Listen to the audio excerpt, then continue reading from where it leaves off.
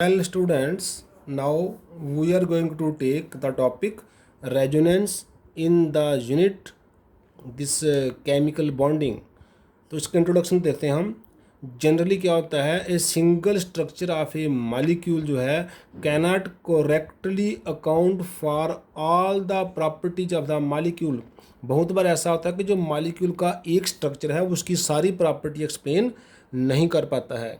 For this the concept of resonance जो है वो इंट्रोड्यूस किया गया कि एक स्ट्रक्चर जब सारी प्रॉपर्टी एक्सप्लेन ना कर सके तो उसका मालिक्यूल की जब एक से ज़्यादा स्ट्रक्चर ड्रा करने पड़ जाएं, उसी के लिए रेजोनेंस कंसेप्ट इंट्रोड्यूस किया गया. So, when the actual structure of a molecule is somewhat intermediate between two or more structures for the molecules या species, क्योंकि वो आयन्स भी हो सकते हैं, जो कई बार जो है रेडिकल जो होते हैं, ग्रुप आयन्स होते हैं, उनका जो एक्चुअल स्ट्रक्चर होता है वो इंटरमीडिएट हो सकता है बिटवीन टू और more contributing structures.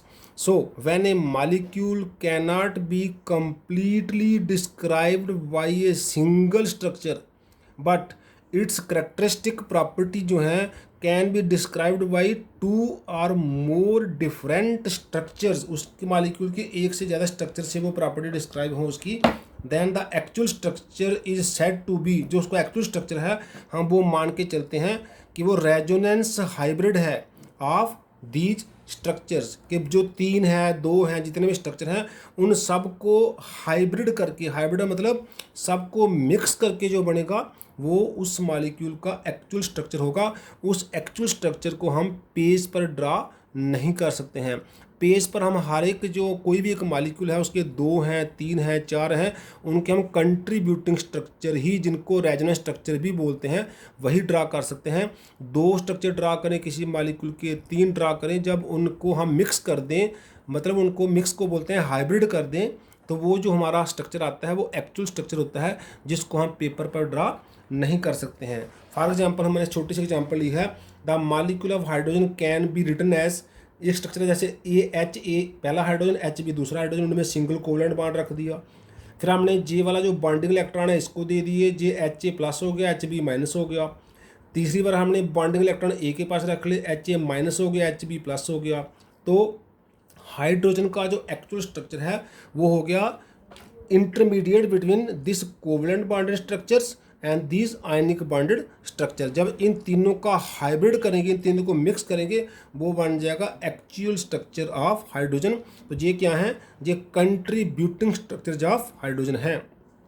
Actual structure lies in between these three structure. जैसे हम इन तीनों को कैसे ड्रा सकते हैं, पहला एच सिंगल बॉन्ड, एच से कोवेलेंट बॉन्ड आ गया, फिर हम उसमें डबल एरो डालते हैं, दूसरा आ गया एच प्लस और एच माइनस, और तीसरा आ गया एच माइनस और एच प्लस. इसमें बॉन्डिंग इलेक्ट्रॉन शेयर हो रहे हैं, इसमें बॉन्डिंग इलेक्ट्रॉन इसके पास हैं, इसमें बॉन्डिंग इलेक्ट्रॉन इसके पास हैं, इसके बीच में डबल एरो. तो हम रेजोनेंस स्ट्रक्चर के बीच में जे वाला साइन डालते हैं. ये साइन शो करता है कि ये स्ट्रक्चर आपस में रेजोनेंस हाइब्रिड हैं. अब हम ले लेते हैं जनरल रूल्स या फिर प्रिंसिपल्स ऑफ रेजोनेंस. मीन जब रेजोनेंस या कंट्रीब्यूटिंग स्ट्रक्चर लिखने हैं तो उसमें क्या क्या हमने रूल्स फॉलो करने हैं.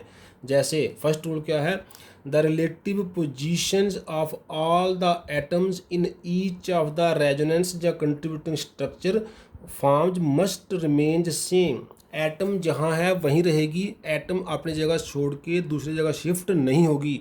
ओनली अरेंजमेंट ऑफ इलेक्ट्रॉन्स में डिफर. हाँ, इलेक्ट्रॉन अपनी जगह छोड़ के दूसरी जगह शिफ्ट हो सकते हैं, लेकिन एटम अपनी जगह छोड़ के शिफ्ट नहीं करेगी, उसकी पोजीशन इंटैक्ट रहेगी. ईच कंट्रीब्यूटिंग स्ट्रक्चर जो है must have same number of paired and unpaired electron. और किसी स्ट्रक्चर में जितने पेयर्ड इलेक्ट्रॉन हैं हर स्ट्रक्चर में उतने ही पेयर्ड इलेक्ट्रॉन रहने चाहिए, और अगर किसी स्ट्रक्चर में अनपेयर्ड इलेक्ट्रॉन है तो हर स्ट्रक्चर में same number of unpaired electron रहने चाहिए. ऐसे द कंट्रीब्यूटिंग स्ट्रक्चर जो हैं, जिनको रेजोनेंस स्ट्रक्चर भी बोलते हैं, should not differ much in energy. उनकी एनर्जी में भी ज़्यादा डिफरेंस नहीं होना चाहिए. एज फार एज पॉसिबल, जहाँ तक संभव हो सके, negative charge should lie on more electronegative atom and positive on more electro positive atom. जैसे एच एफ के हमारे पास तीन स्ट्रक्चर हैं, एक में H और F में ये इलेक्ट्रॉन शेयर हुए हैं, एक में H पे प्लस है, F पे माइनस है, इलेक्ट्रॉन F के पास आ गए हैं, और एक में H के पास इलेक्ट्रॉन आ गए हैं, F के पास H के पास माइनस हो गया और F के पास प्लस हो गया। तो ये क्या है, जे हमने इसके 3 रेजोनेटिव स्ट्रक्चर लिखे। इनमें जे वाले स्ट्रक्चर का कंट्रीब्यूशन जो है वो नेग्लिजिबल या नहीं होगा, क्योंकि इसमें F जो है वो हाईली इलेक्ट्रोनेगेटिव एलिमेंट है, उसके ऊपर पॉजिटिव लाई कर रहा है। जहाँ F के ऊपर नेगेटिव लाई कर रहा है तो ये मोर इलेक्ट्रोनेगेटिव है, इसलिए जे वाला स्ट्रक्चर का कंट्रीब्यूशन कुछ हद तक हो सकता है as compare to this one. इसका कंट्रीब्यूशन नेग्लिजिबल है, क्योंकि इसमें हमने मोर इलेक्ट्रोनेगेटिव जो एटम है उसके ऊपर प्लस दे दिया F, क्योंकि हाईली इलेक्ट्रोनेगेटिव एटम है। तो जिसमें F के ऊपर माइनस है that will contribute to some extent, whereas this will contribute its contribution will be negligible. ऐसे ही लाइक चार्जेज जो होते हैं should not reside on atoms close enough, जैसे साथ साथ एडजेसेंट एटम जो हैं या थोड़ा नियर बाई एटम जो हैं उनके ऊपर सेम प्लस प्लस या माइनस माइनस जो है वो हमें अवॉइड करना है। जैसे हमने ये नाइट्रस ऑक्साइड के 3 स्ट्रक्चर ड्रा किए हैं। इसमें क्या है, N पे माइनस N पे प्लस है, वो न्यूट्रल रखा है। इसमें N पे प्लस O पे माइनस रखा है। और थर्ड स्ट्रक्चर में हमने N पे 2 माइनस रखा है और N पे प्लस और O पे प्लस रखा है। तो जहाँ पर जो क्या है 2 एडजेसेंट एटम पे प्लस आ गया और साथ में इलेक्ट्रोनेगेटिव एटम पे भी प्लस आ गया। तो 2 कारण हैं, 2 एडजेसेंट एटम पे जब प्लस आ जाए तो ये वाले जो स्ट्रक्चर का जिसका जो कंट्रीब्यूशन है वो नेग्लिजिबल हो जाता है, उसको हमने इग्नोर करना है। अमंग चार्ज एंड अनचार्ज स्ट्रक्चर्स, और किसी मालिक्यूल के कुछ स्ट्रक्चर पे चार्ज वाले हैं जैसे प्लस माइनस वाले, और कुछ जो हैं वो न्यूट्रल वाले हैं या अनचार्ज वाले हैं।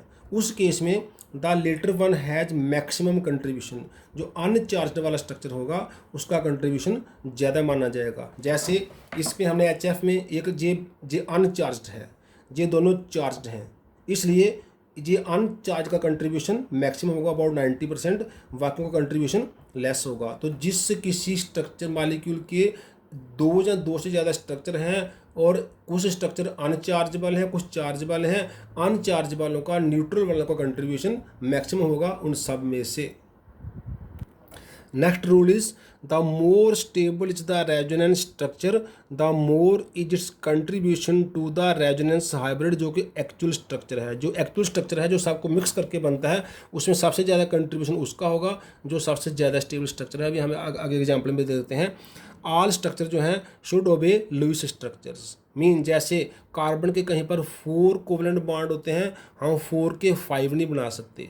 लुईस स्ट्रक्चर के अकॉर्डिंग जैसा वो अलो करता है, परमिट करता है, वैसे ही हमने उनको बनाना है। जैसे हम एक एग्जांपल लेने जा रहे हैं CO2 की, तो नॉर्मली CO2 क्या है, C डबल बॉन्ड O, इसमें O के पास 2 लोन पेयर हैं, O के पास 2 लोन पेयर हैं।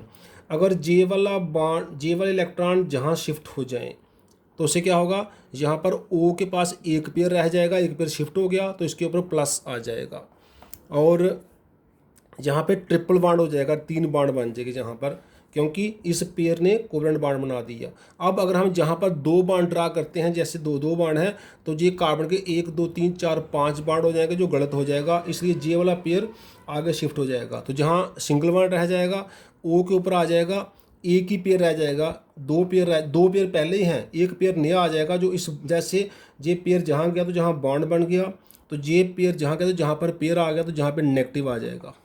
ऐसे ही अगर हम इसका रिवर्स ऑर्डर में करें, रिवर्स ऑर्डर में कैसे होगा, इस साइड से इलेक्ट्रॉन जाएगा तो फिर वहाँ पर जी हो जाएगा O single bond C triple bond O, इस पर 1 पेयर होगा और प्लस होगा, इस पर 3 पेयर होंगे और माइनस होगा। तो CO2 के 1 2 3 स्ट्रक्चर हैं कंट्रीब्यूटिंग, इनमें J वाला स्ट्रक्चर अनचार्ज्ड है, न्यूट्रल है, ये दोनों चार्ज्ड हैं। इन तीनों को मिक्स करके जो बनेगा वो होगा हाइब्रिड या फिर एक्चुअल स्ट्रक्चर। वो स्ट्रक्चर में इसका कंट्रीब्यूशन मैक्सिमम होगा कोई मोर देन 90%, उनका कंट्रीब्यूशन लेस होगा लेस देन अराउंड 5%। तो इसका कंट्रीब्यूशन मैक्सिमम है क्योंकि ये अनचार्ज्ड है। एक बेंजीन की एग्जांपल देखते हैं। इसमें क्या है, double bond single bond double bond single bond double bond single bond, जहाँ 1 2 कार्बन में डबल बॉन्ड है। तो हम क्या कर रहे हैं, हम बॉन्ड जो डबल बॉन्ड है जो पाई बॉन्ड है उसको जहाँ से जहाँ शिफ्ट कर देंगे, तो ये 1 2 की जगह हो जाएगा 2 3 में डबल बॉन्ड, 2 3 का जहाँ पे हो जाएगा, मीन्स जहाँ अल्टरनेट डबल बॉन्ड है, जहाँ भी अल्टरनेट है, लेकिन 1 2 में स्टार्ट किया, जहाँ हमने 2 और 3 से स्टार्ट किया, तो दोनों ही स्ट्रक्चर अनचार्ज हैं। दोनों का जो मिक्स करके बनेगा वो होगा हाइब्रिड स्ट्रक्चर ऑफ बेंजीन, और उनमें दोनों का कंट्रीब्यूशन इक्वल होगा अबाउट 50-50%, क्योंकि दोनों एक जैसे देखने में हैं, दोनों ही अनचार्ज हैं, दोनों का इक्वल कंट्रीब्यूशन रहेगा। ऐसे ऑक्सीजन देखते हैं। पहले हम क्या कर रहे हैं, जे वाला बाड इधर भेज रहे हैं, उससे क्या होगा, ओ यहाँ पे तो सिंगल बाड हो जाएगा, पर यहाँ पे हो जाएंगे एक पेयर बढ़ जाएगा, क्योंकि ये इलेक्ट्रॉन उधर चले गए, तो बढ़ने से जहाँ नेगेटिव आ जाएगा तो इधर से इलेक्ट्रॉन उधर गए जहाँ पे पॉजिटिव आ जाएगा। ऐसे ही इसका नेक्स्ट क्या होगा, पेयर इधर आएगा माइनस जहाँ पे, और उधर प्लस आएगा। In the same energy carbonate ion देखो, यहाँ पे क्या है, ओ के ऊपर जे वाला वो न्यूट्रल है, इसके ऊपर 2 पेयर हैं, और इनके ऊपर 1 2 3 पेयर है और नेगेटिव है, 3 पेयर है और नेगेटिव और सिंगल बॉन्ड है। तो इनमें कैसे रहेगा, इनको हम ऐसे ड्रा कर सकते हैं, सी सिंगल बॉन्ड इस साइड, सिंगल बॉन्ड इस साइड, डबल बॉन्ड इस साइड। और तीसरा ऐसे ड्रा कर सकते हैं, सी डबल बॉन्ड पहले इधर था, फिर इधर आया, अब डबल बॉन्ड इधर आएगा, और बाकी 2 रहेंगे सिंगल बॉन्ड।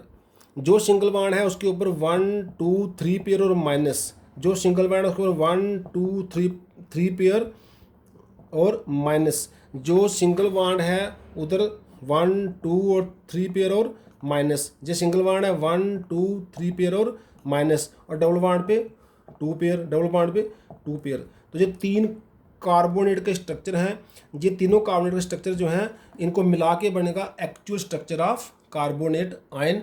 तीनों का कंट्रीब्यूशन जो है इक्वल होगा, क्योंकि तीनों के ऊपर 2 नेगेटिव चार्ज है। इसको हम ड्रा करते हैं, इसका एक्चुअल कैसा बनेगा, इसका एक्चुअल कुछ ऐसा बनेगा। अभी हम इसको ट्राई करते हैं ड्रा कर। सी में सिंगल बॉन्ड हो, सिंगल बॉन्ड हो, सिंगल बॉन्ड हो तो हमेशा रहेगा, लेकिन जो डबल बॉन्ड है वो 3 जगह डिवाइड हो रहा है, पहले जहाँ फिर जहाँ फिर जहाँ। तो हम क्या करते हैं, 1/3 डबल बॉन्ड जहाँ पे, 1/3 डबल बॉन्ड जहाँ पे, और 1/3 डबल बॉन्ड यहाँ पे। तो ये ना कंप्लीट डबल है ना कंप्लीट सिंगल है, ये मोर देन सिंगल है और लेस देन डबल है, मीन्स 1 + 1/3, 1 + 1/3, 1 + 1/3, क्योंकि डबल बॉन्ड के 3 जगह डिवीजन हो रही है। तो जी हमने ऐसे ट्राई किया ड्रा करने की, एक्चुअली ये पेज पे जैसे मैंने पहले बात की, ये ड्रा नहीं किया जा सकता।